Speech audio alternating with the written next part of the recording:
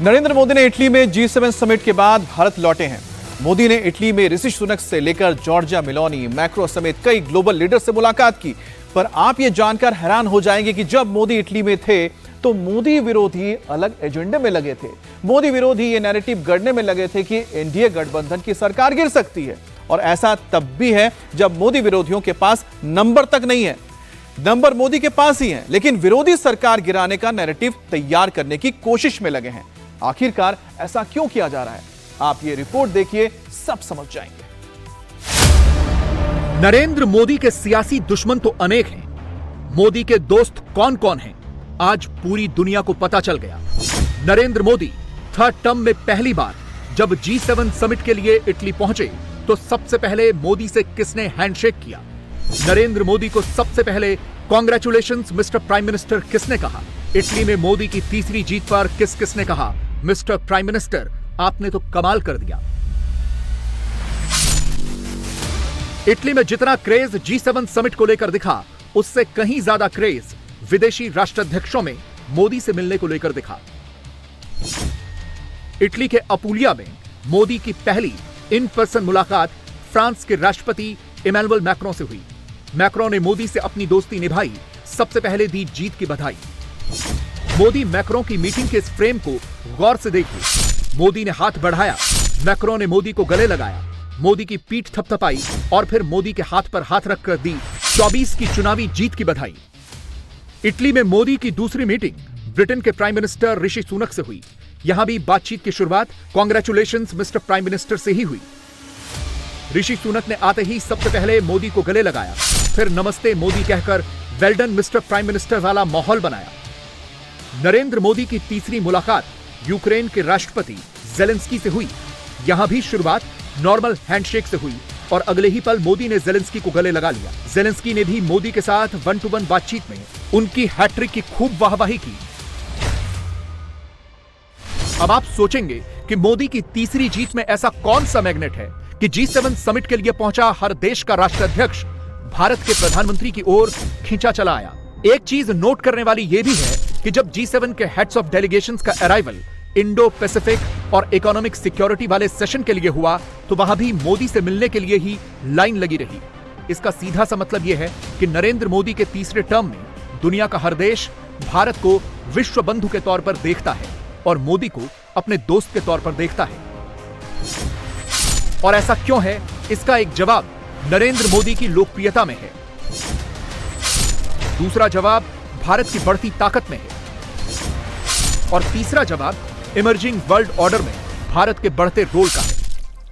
2014 से 2024 के बीच 10 सालों में भारत की जो विदेश नीति रही, मोदी के तीसरे टर्म में उस नीति का रिजल्ट दिखने लगा है। भारत पर न सिर्फ पूरी दुनिया का भरोसा बढ़ा है, बल्कि हिंदुस्तानियों को भी लगने लगा है कि मोदी की लीडरशिप में ग्लोबल ऑर्डर में भारत पहले से कहीं ज्यादा मजबूत हुआ है। एक सर्वे के मुताबिक 63% लोगों का मानना है कि दुनिया में भारत का ग्लोबल स्टेचर बढ़ा है। 54% लोगों का मानना है कि भारत अब एक वर्ल्ड लीडर की भूमिका में आ चुका है। 55% लोगों की राय है कि भारत दुनिया का टॉप इन्वेस्टमेंट डेस्टिनेशन बन चुका है और 59% का मानना है कि भारत दुनिया की सांस्कृतिक राजधानी के तौर पर सामने आया है। यह 2024 का नया वर्ल्ड ऑर्डर है जिसमें भारत अपनी पोजीशन स्टैब्लिश कर चुका है, काफी स्ट्रांग हो चुका है और इसकी एक वजह है। मोदी से पहले भारत की विदेश नीति तटस्थ थी, लेकिन उस तटस्थता में दूरी बहुत थी। मोदी के आने के बाद भी भारत की विदेश नीति तटस्थ है, लेकिन अब भारत दूरी बनाकर नहीं, दोस्ती बढ़ाकर तटस्थ रहता है, सबको साथ लेकर चलता है और मोदी सरकार की यह विदेश नीति दूसरे देशों को काफी जचती है। एक कालखंड था जब भारत तटस्थ था, हम तटस्थ थे, लेकिन हमारे तटस्थ की पैरामीटर क्या था? हम तटस्थ थे किस रूप में? हमारी इस देश से भी इतनी दूरी है, उस देश से भी इतनी दूरी है, यानी मानदंड था हम किससे कितने दूर है। अब बदलाव कैसे आया है? आज भी हम तटस्थ हैं, आज भी भारत तटस्थ है, लेकिन दूरी के आधार पर नहीं, दोस्ती के आधार पर अब हम किससे कितने नजदीकी लाए हैं। तटस्थ रहते हुए भी कभी दूरी का पैरामीटर था, आज दोस्ती को हमने पैरामीटर बनाया है। हम सऊदी अरेबिया के साथ भी दोस्ती करते हैं, ईरान के साथ भी दोस्ती करते हैं, हम अमेरिका से दोस्ती करते हैं, हम रशिया से भी दोस्ती करते हैं, फिर भी हम तटस्थ हैं। और इसलिए इन बदलावों की बारीकी को समझना ये भी उतना ही आवश्यक है। एक समय था जब लोग समान दूरी बनाकर तटस्थ थे, हम समान दोस्ती करके तटस्थ है। उस कालखंड में दूरी रखकर बचने की कोशिश की गई, आज हम दोस्ती रखकर साथ चलने की कोशिश कर रहे हैं। ये भारत की आज की विदेश नीति, भारत की आज की अर्थनीति का बहुत बड़ा सार है। इटली में G7 समिट का आयोजन उस वक्त हो रहा है जब दुनिया एक कठिन दौर से गुजर रही है। गजा से लेकर यूक्रेन तक में युद्ध चल रहा है। कई G7 देश भी घरेलू चुनौतियों से जूझ रहे हैं। अमेरिका, यूके और फ्रांस में इस साल चुनाव होना है। इन तीनों ही देशों के राष्ट्राध्यक्षों की अप्रूवल रेटिंग उन्हीं के देश में काफी कम है। इकलौते मोदी ऐसे लीडर हैं जो 70% की रेटिंग के साथ नंबर 1 पोजीशन पर है और लगातार तीसरी बार जीतकर आने वाले प्राइम मिनिस्टर हैं। भारत G7 का हिस्सा नहीं है, बावजूद इसके भारत के प्रधानमंत्री को इटली का इनवाइट आना यह बता रहा है कि दुनिया अब भारत के साथ आगे बढ़ना चाहती है। इसकी वजह भी देख लीजिए। 2.66 ट्रिलियन डॉलर की जीडीपी के साथ भारत की अर्थव्यवस्था G7 के 3 सदस्य देशों फ्रांस, इटली और कनाडा से भी बड़ी है। IMF के मुताबिक भारत दुनिया की सबसे तेजी से बढ़ने वाली अर्थव्यवस्थाओं में से एक है। भारत की आर्थिक वृद्धि पश्चिमी देशों से अलग है, जहां अधिकतर देशों में विकास की संभावनाएं स्थिर हैं, लेकिन भारत में ये संभावनाएं काफी ज्यादा हैं। ग्लोबल प्लेयर के तौर पर उभरते भारत से दुनिया हाथ मिलाने को बेताब है। इसकी दूसरी वजह खुद प्रधानमंत्री नरेंद्र मोदी हैं। और ऐसा क्यों है, ये समझने के लिए आपको भारत की विदेश नीति पर हुआ एक सर्वे का डेटा देखना चाहिए। 68% भारतीयों को लगता है भारत वैश्विक स्तर पर काफी स्ट्रांग हुआ है। एनडीए को सपोर्ट करने वाले 77% लोगों की राय में भारत मजबूत हुआ है। जो लोग एनडीए के समर्थक नहीं हैं, उनमें से भी 60% लोगों की राय है कि मोदी की लीडरशिप में भारत बहुत स्ट्रांग हो चुका है, ग्लोबल प्लेयर बन चुका है। एक और सर्वे में सवाल था कि वो कौन सा देश है जिसका एशिया में सबसे ज्यादा इन्फ्लुएंस है। 33% ने भारत का नाम लिया, 15% ने अमेरिका, 14% ने चीन, 11% ने रूस और सिर्फ 4% ने खाड़ी देशों का नाम लिया है। इटली की पीएम मेलोनी वेलकम करती हैं तो हाथ जोड़कर, भारत के प्रधानमंत्री का स्वागत करती हैं, मोदी को जीत की बधाई देती हैं। ये तस्वीरें बता रही हैं कि भारत हर लिहाज से, हर पैमाने पर पूरी दुनिया का फेवरेट डेस्टिनेशन बना हुआ है। पोप के साथ मोदी की ये तस्वीरें देखिए। प्रधानमंत्री खुद उनके पास गए, उनका हाथ पकड़ा, उन्हें गले लगाया, उनकी बातों को सुना। जो लोग मोदी को ईसाई विरोधी बताते हैं, ये तस्वीरें उनके लिए हैं। हर इंटरनेशनल समिट में मोदी के नाम का डंका बज रहा है। मोदी की 3rd टर्म वाली वापसी के चर्चे हो रहे हैं और यह समझने के लिए आपको कुछ स्क्रीनशॉट्स दिखाते हैं। मोदी फ्रेंडशिप वाली डिप्लोमेसी करते हैं। नतीजा यह होता है जो इस तस्वीर में दिख रहा है। मोदी दूसरे देशों के राष्ट्राध्यक्षों को अपना दोस्त बताते हैं, तब जाकर ऐसी तस्वीर दिखाई देती है। और जब इटली में ऋषि सुनक मोदी को देखते ही गले लगाते हैं, बैठकर बातचीत करते हैं, तो ब्रिटेन की सरकार जो प्रेस रिलीज जारी करती है, उसकी दूसरी लाइन में मोदी की जीत की कहानी ही दिखती है। पढ़ लीजिए क्या लिखा है। ब्रिटेन ने कहा है, prime minister Sunak congratulated prime minister Modi on securing a 3rd term in the world's largest democratic election. जिस वक्त दुनिया का एक बड़ा हिस्सा यूक्रेन को आइसोलेट कर चुका है, उस वक्त मोदी यूक्रेन के राष्ट्रपति से मिलते हैं। मोदी इस मुलाकात को प्रोडक्टिव बताते हैं। डायलॉग और डिप्लोमेसी से हर समस्या का समाधान करने को कहते हैं। और इसके बाद यूक्रेन जो प्रेस रिलीज जारी करता है, उसमें वो पहली लाइन से मोदी की तारीफ करता है, आखिरी लाइन में भी मोदी का शुक्रिया अदा करता है। यानी भारत तटस्थ रहकर यूक्रेन से भी दोस्ती रखता है, रूस को भी अपना दोस्त मानता है, हर झगड़े का समाधान ढूंढता है। मोदी जब मैक्रों से मिलते हैं तो प्रॉस्परस ग्लोबल ऑर्डर के लिए भारत और फ्रांस के मजबूत रिश्तों पर जोर देते हैं। किसी से बैर नहीं, सबको साथ लेकर चलना, सबसे दोस्ती रखना, यह भारत की विदेश नीति है और न्यू इंडिया की यह फॉरेन पॉलिसी मोदी सरकार की ही देन है। इससे भारत में बैठे मोदी विरोधियों को बहुत तकलीफ हो रही है। The kind of respect and importance accorded to India and Modi ji by the host nation, probably it's Italy, which is probably why Congress is feeling uncomfortable. Bharat, under the sterling statesmanship of our Prime Minister Narendra Modi ji, has emerged as a global consensus builder, a Vishwa Bandhu. India's power, prestige and stature have risen in the global world order with Modi ji as Prime Minister. Like Kaikeyi's jealousy, Congress party is jealous and envious of how India is marching majestically on the international stage with Modi ji at the helm.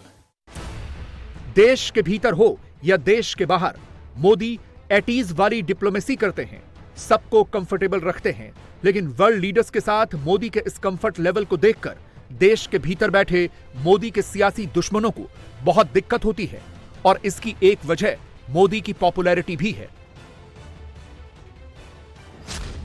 Bharat में करीब 79% यानी हर 10 में से 8 भारतीय मोदी को लेकर favourable view रखते हैं, यानी मोदी को पसंद करते हैं, जबकि दुनिया के 12 देशों के 37% लोग भी मोदी पर वैश्विक मामलों में राइट डिसीजन लेने के मामले में कॉन्फिडेंस रखते हैं। इतना ही नहीं, दुनिया के 23 देशों में भारत को लेकर रुख सकारात्मक है और इसकी सबसे बड़ी वजह मोदी ही है। इसीलिए मोदी के विरोधी इस वक्त इतने जल रहे हैं। मोदी इटली क्या गए, G7 देशों ने मोदी का वेलकम क्या किया, भारत में बैठा मोदी विरोधी इकोसिस्टम प्रधानमंत्री की इमेज को टारगेट करने लगा। हम लोग तो उस दौर को देखे हैं कि जब प्रधानमंत्री जी विदेश में होते हैं या किसी भी दल के प्रधानमंत्री हो तो डोमेस्टिक पॉलिटिक्स में हम उस हिसाब से, लेकिन ये सारी रवायतें, परंपराएं प्रधानमंत्री जी उनकी पार्टी ने खुद ही खत्म कर दी हैं।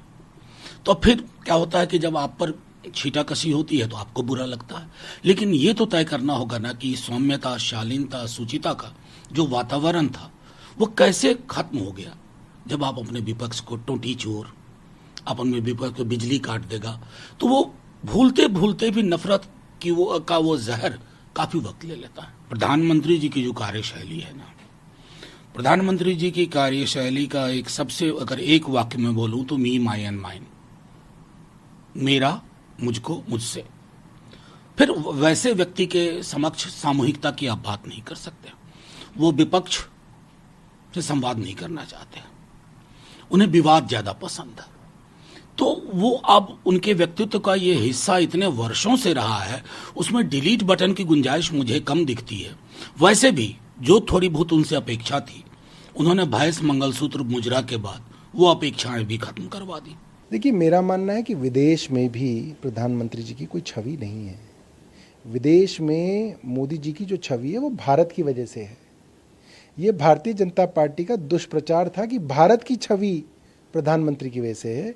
भारत की छवि जवाहरलाल नेहरू जी के समय में भी थी, राजीव गांधी जी के समय में भी थी, मनमोहन सिंह के समय में भी थी, नरसिंह राव के समय में भी थी।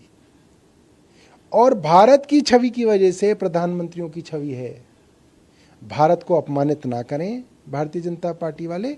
देश ऊपर है, प्रधानमंत्री आते जाते रहते हैं। नरेंद्र मोदी के जो विरोधी आज भारत की विदेश नीति की आड़ में छिपकर प्रधानमंत्री पर पर्सनल अटैक कर रहे हैं, आज उन्हें हम भारत की विदेश नीति पर हुआ सबसे लेटेस्ट सर्वे के कुछ फैक्ट्स दिखाना चाहते हैं।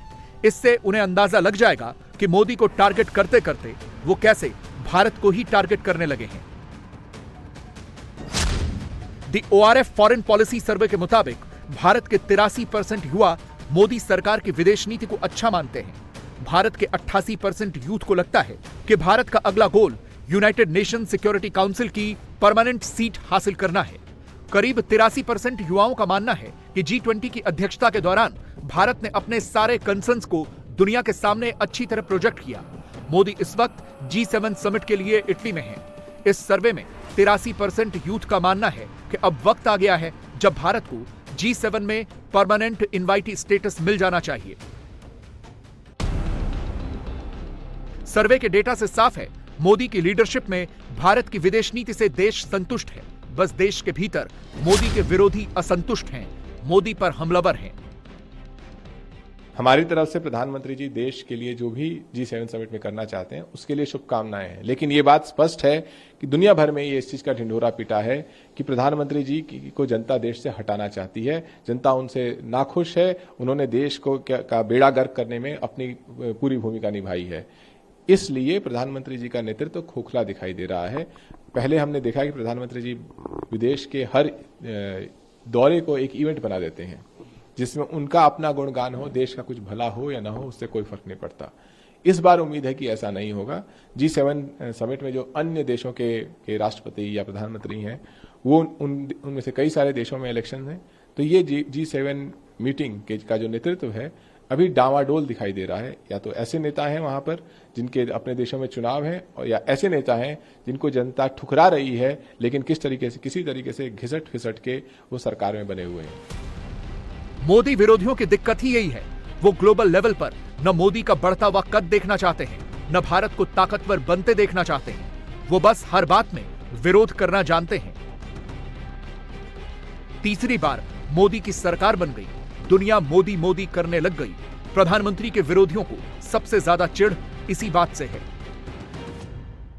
क्या है, हम तो देखो एनडीए गवर्नमेंट गलती से बनी हुई है।